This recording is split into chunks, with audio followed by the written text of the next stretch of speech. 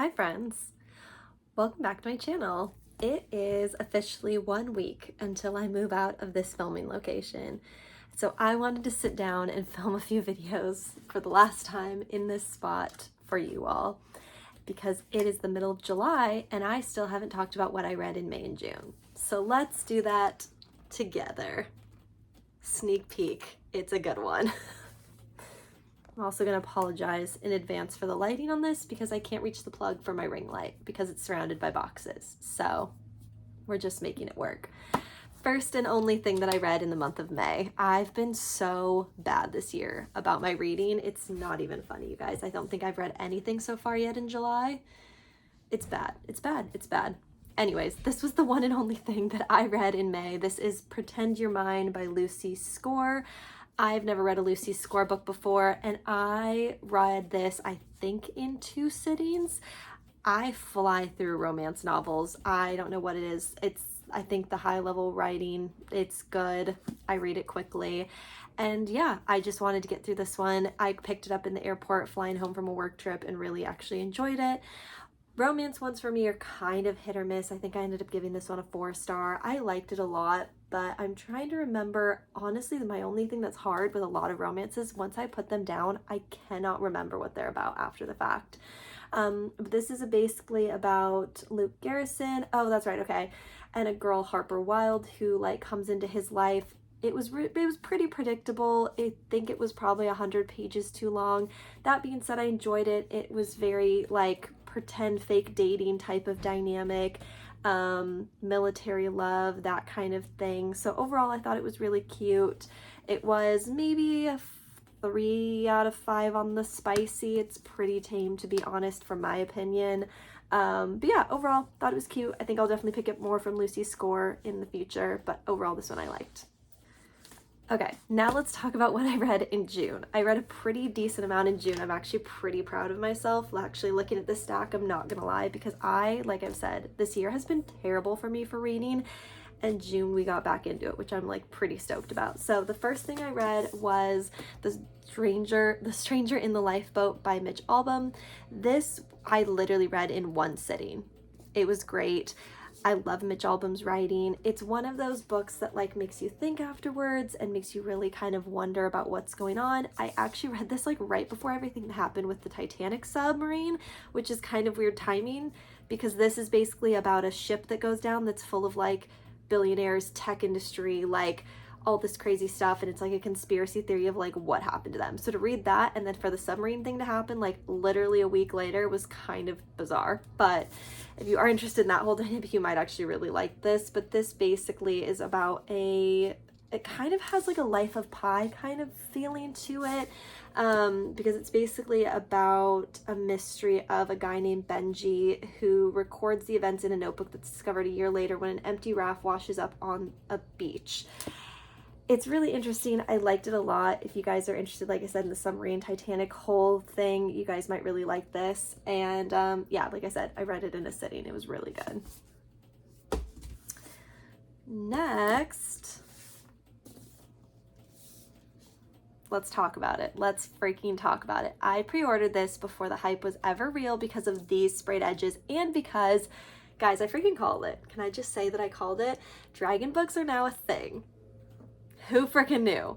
I called it. I said I wanted to read dragon books in 2023, and now Dragon Book is the biggest book of the entire year. I feel like a wizard. I freaking called it. But yeah, so obviously you guys know this is one of the most hyped books that are out there right now. Trying to find a copy of it is almost next to impossible, and I got the black sprayed edges. I think now that I hold in my hands what is a very coveted book, I feel very blessed, I feel very honored, I feel very happy, and this book was amazing. It's exactly what you think you're going to get with it. It's like a Sarah J. Maas meets The Hunger Games meets Divergent with like so much steaminess in the last like 200 pages. It was so good. Like I knew from the first like 50 pages, no, like 30 pages of this book, I was going to be obsessed. It's just that good. It's so good. It's so good. Is it the perfect book? No. Is it a literary masterpiece? No. But it's just one of those books that the people like, and that's okay.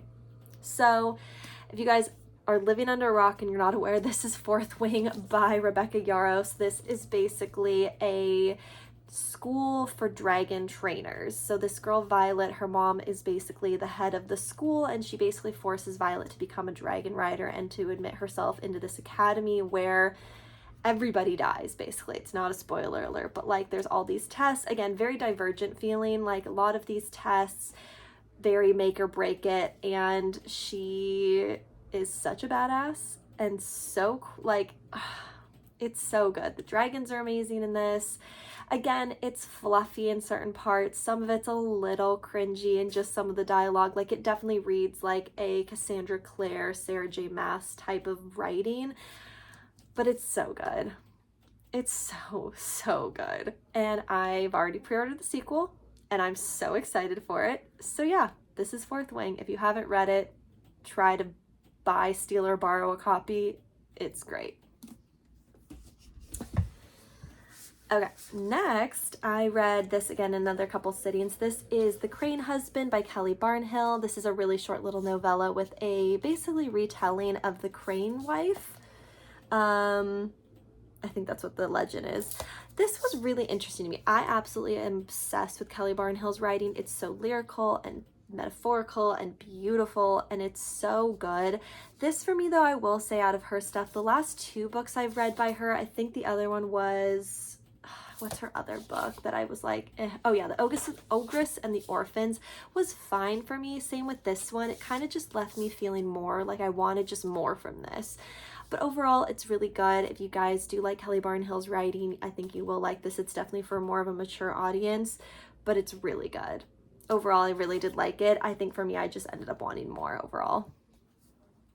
Next, I read from one of my favorite authors. This is by Jessica Cowrie. This is The Ruby Code. This is her most recent release. This is essentially about a boy named Ash who gets into a virtual reality game called The Glass Realm, and in the game he meets a girl named Ruby who ends up being more than what she appears. This overall for me was fine. I read it pretty quickly, which was great, but it kind of just left me wanting, again, a lot of the books I've read recently leave me wanting more. These are all middle grade, so obviously I am not the target audience for this, but overall I thought it was good. It kind of felt predictable, but it kind of also felt like a video game. It was very immersive. I really did enjoy it while I was reading it, but again, it's one of those, after I put it down, I don't remember or have a lot of feelings left towards it, but overall it was really good. I will pick up everything Jessica Cowrie writes. I do love her middle grade novels, so if you do have a middle grade reader, or you're just wanting to pick up something that's pretty quick of a read, you like virtual reality, kind of like a Marie Lu Warcross kind of vibe, I would definitely pick this one up. Next, I read a couple graphic novels. This one, surprisingly, like I became very obsessed with. This is The Princess and the Grilled Cheese Sandwich. This has very similar vibes to me as the, what is it called? I think I have it behind me. Yes. Okay, if you like this, read this. So The Princess and the Dressmaker, very similar vibes. So this is about a girl named Lady Kember who wants to live life on her own terms, doesn't want to be married, but then she basically has to disguise herself as a man in order to inherit her family fortune, and ends up falling in love with another princess named Princess Brie. So a lot of this has like cheese analogies, like everything's named after cheese. It's actually really cute. It's really fun. It's kind of campy. The art style of this I really loved. It's kind of like an anime type of style. It's really cute. I loved it a lot. So yeah, overall, definitely become quickly one of my favorite graphic novels in the same kind of vein. So like I said, if you liked this, you'll really like this one. Okay, next I picked up it's kind of random graphic novel. This is The Bridge by Peter J. Tomsey. This is basically how the Roebelines connected Brooklyn to New York. So that's kind of the family history of how they built the Brooklyn Bridge, which is really fascinating, really interesting. Had a lot of things about it that I just didn't know, because I'm really fascinated by like the concept of how things get built. And seeing it graphically was really, really interesting for the time. So I really enjoyed it. I think it was one of those that was a really fascinating, really interesting read, especially for a graphic novel format. And yeah, if you're interested in bridges and how things are built in historical New York monuments, definitely would check this one out. Now let's talk about this one. We are working through our Sarah J. Maas fandom read. This for me was not it. Don't come for me. However, I felt the exact same way about ACOTAR. So I think based on what I know, I need to keep reading the series, which is my goal for this year, is to read all of Sarah J. Maas's current releases. So don't come for me. This one was fine. It took me forever to read. It took me forever to get into. By the end of it, I was hooked. The last 200 pages, as we know, of every Sarah J. Maas book is really what just sucks you in, and I enjoyed it.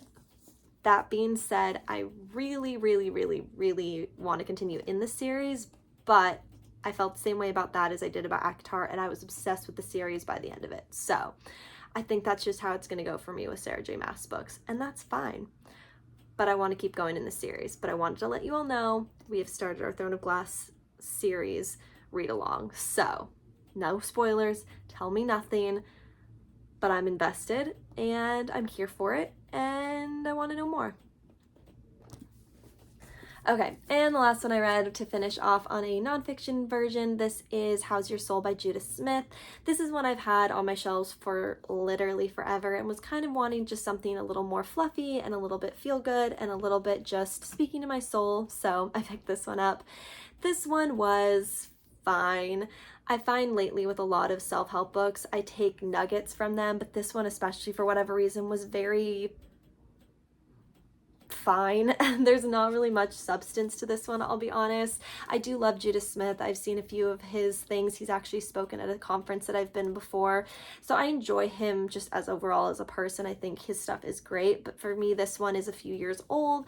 It just read a little young, and I think maybe if I was in high school when I read this, I probably would have enjoyed it more. But yeah, overall for me, it just was kind of a nice reminder rather than like a new revelation type of read. So overall, it was great, but not my favorite. All right, friends, so that is everything that I read recently in the last 2 months. Like I said, this has been such a weird reading year for me.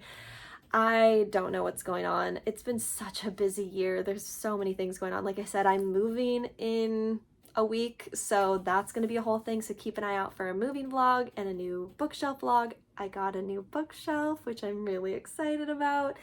So yeah, I think it's going to be all good things, but I'm excited. I'm really excited for what's to come. I'm really excited for this next chapter, and I'm hopeful that you guys will come along for the ride. So yeah, give this video a thumbs up if you liked it. Let me know down in the comments below what your favorite thing was that you read this last month. And yeah, subscribe to see more of my face, and I'll see you guys in the next one.